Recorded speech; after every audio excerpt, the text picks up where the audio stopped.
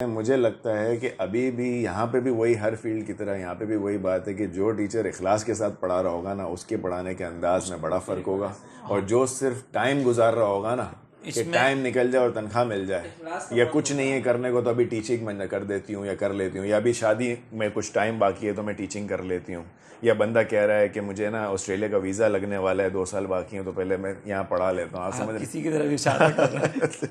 बहुत सारे हैं ना मेरे पास ऐसे। अब इसमें मैनेजमेंट के भी मैं समझता हूँ कि मैनेजमेंट का भी जो है ना वो एक कोताही है मैनेजमेंट की तरफ से। लेकिन आपको नहीं लगता कि हमारे एजुकेशन सिस्टम में ही थोड़ा सा प्रॉपर, पूरा अगर ऊपर से देखा जाए तो ही मसला है? क्योंकि मुझे ज़्यादातर लगता है कि हम कोशिश तो करते हैं कि कुछ आउट ऑफ द बॉक्स जाके करें, लेकिन फिर भी जो है ना हमारे यहाँ मुझे लगता है हिफ्स का निज़ाम ज़्यादा है, यानी किताबें जो है ना याद करके दिमाग में बिठाओ। मैं इसी पर आ रहा था। हाँ। और इसमें भी प्रॉब्लम है, पेरेंट्स की तरफ से भी प्रॉब्लम है, टीचर्स की तरफ से भी प्रॉब्लम है जी। और हमारा टोटल जो एजुकेशन सिस्टम जो है, मैट्रिक सिस्टम के अंदर क्या है आप देख लें। उसमें हम भी जब पढ़ रहे थे तो हमने मैट्रिक सिस्टम से ही पढ़ा है। तो उसमें हमें क्या होता था, रट्टे लगाने हर चीज़ को, एक एक लफ्ज़ हमने रट्टा लगा के पढ़ना है कि भाई ये, और उसमें ज़रा सी भी हेर फेर हो जाए ना तो टीचर्स जो है वो हमें डांटते थे। तो ये रट्टाफिकेशन वाला जो आप कह रहे हैं, यही लेकिन बात अब इसके मुकाबले में जैसे आप कैम्ब्रिज सिस्टम पे चल रहे हैं, तो कैम्ब्रिज सिस्टम की पढ़ाई के अंदर ये होता है कि वो एक्सपीरियंस बेस्ड लर्निंग होती है, स्टेम बेस्ड जो अगर लर्निंग है, बिल्कुल ऐसे। लेकिन अब इसमें जहाँ पर ऐसा सिस्टम है, स्टेम बेस्ड लर्निंग है, जहाँ पर वो बहुत ज़्यादा किताबें भरवाने के ऊपर फोकस नहीं करते, बच्चों की सोच पे, स्किल्स पे फोकस करते हैं, तो वहाँ पे पेरेंट्स टेंशन में आ जाते हैं कि हमारे बच्चों की किताबें खाली क्यों आ रही हैं। तो ये भी पेरेंट्स की तरफ से, ये मतलब हमारा जो सिस्टम है ना उसको सबको चेंज होना जरूरी है। हाँ, बिगाड़ यानी टॉप से लेकर बॉटम तक ये है। हमने लास्ट ईयर अपने स्कूल में एक एक्सपीरियंस किया कि हमने कहा कि भाई बजाय इसके कि बच्चों 9 मैट्रिक के बच्चे, मैट्रिक सिस्टम हमारा है, तो हमने कहा कि नोट सारे अवेलेबल होते हैं, बजाय इसके कि बच्चों की कॉपियाँ भरवाएं, उनको कॉन्सेप्ट्स क्लियर करें और उनको प्रिपरेशन की तरफ लेकर जाएं। पेरेंट्स की तरफ से ऑब्जेक्शन आना शुरू हो गया कि भाई हम वही मुफ्ती साहब वाली बात के कि हमारे बच्चे की तो कॉपियाँ खाली आ रही हैं, स्कूल में तो पढ़ाई नहीं हो रही।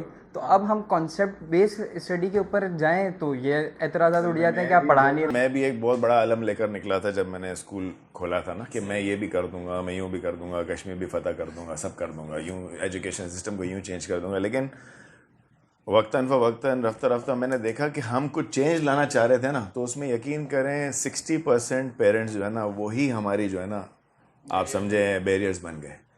उन्होंने कहा कि नहीं उस स्कूल में तो ये नहीं हो रहा, तो आपके स्कूल में ये क्यों हो रहा है, उस स्कूल में तो ये कंपैरिजन जब तक हम नहीं छोड़ेंगे ना, क्योंकि हमको ये आप ये क्यों नहीं देख रहे कि हम क्या चाह रहे हैं। हम एक डिफरेंस लाना चाह रहे हैं ना, और डिफरेंस के लिए कुछ ना कुछ चेंजिंग तो करनी पड़ेगी ना। अब जहाँ हम कर रहे होते हैं वहाँ कभी पेरेंट की रुकावट आ जाती है, कभी हमारी तरफ से, हमारे टीचरों की तरफ से प्रॉब्लम आ जाता है। तो मुझे लगता है कि सबसे बड़ी बात तो आई थिंक बच्चों को एजुकेट करने से पहले हमें खुद को एंड पेरेंट्स को एजुकेट और साथ ही साथ टीचर्स को एजुकेट करना। इसमें मैं एक एग्जांपल देता हूँ, ये कॉन्सेप्ट बेस्ड लर्निंग की। अब जैसे मेरी बेटी है ना, वो टेबल याद कर रही थी, तो वो बैठ कर जो है ना वो 4 5 20 और ये सारे जो है ना वो रट्टे लगा रही थी। तो मैंने बेटी को, अब मेरी बेटी बार बार भूल जाए, तो मैंने अपनी बेटी को ये समझाया, मैंने कहा देखो ये 4 5 लिखा हुआ है ना, तो आप या तो 4 को 5 टाइम्स काउंट कर लो, या 5 को जो है ना 4 टाइम्स काउंट कर लो, आप कभी भी नहीं भूलेंगे। बिल्कुल सही है। वो जब उसने ये काम करना शुरू किया ना, ऐसा ही है, तो उसको कभी भी नहीं भूलेगी, और वो अभी तक ये काम करके चल रही है, क्योंकि आपने उसको कॉन्सेप्ट मैंने उसको समझा दिया कि इसके पीछे बेसिक काम क्या हो रहा है। यही चीज अगर टीचर कर लें, ये काम टीचर का था, ये काम टीचर का था, और यही चीज़ अगर पेरेंट्स भी कर लें। अब मसला ये है कि जब टीचर पढ़ाने जा रहा होता है ना, तो वो बोझ समझ के पढ़ाता है, वो बात आ गई। और पेरेंट्स भी जो है ना, उनको मेथड तो आता नहीं है टीचिंग का। उन्होंने जैसे पढ़ाया ना अपनी माओ से डांट खा के, जैसे मुझे अगर पढ़ाने के लिए मेरी अम्मा ने मुझे 10 चूटियां मारी होंगी ना, तो मैं भी अपने बच्चों को 10 चूटियां मार के ही पढ़ाऊंगा कि पढ़ाई ऐसे ही होती है। तो पढ़ाई जो है वो बर्डन जब तक उसका हम लोग ख़त्म नहीं करेंगे ना, जैसे अम्मा भी चीख रही कि बेटा टेस्ट याद कर ले, अब्बा भी घर के अंदर आकर जो डंडे लेकर खड़ा हुआ है, तो इस तरह कभी भी हम चेंज नहीं ला सकते।